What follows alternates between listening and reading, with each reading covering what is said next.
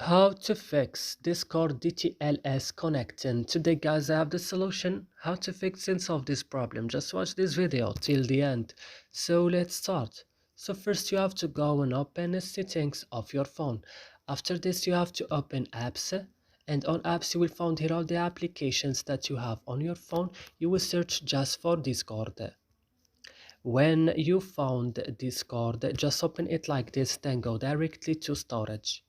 On storage, go to clear data, click OK and go back, and click on for stop and click OK. And the last things is to go into Play Store and updating your Discord again. And that's it guys. I hope this video is helpful for you. Don't forget to like it and subscribe in our channel. See you in another videos.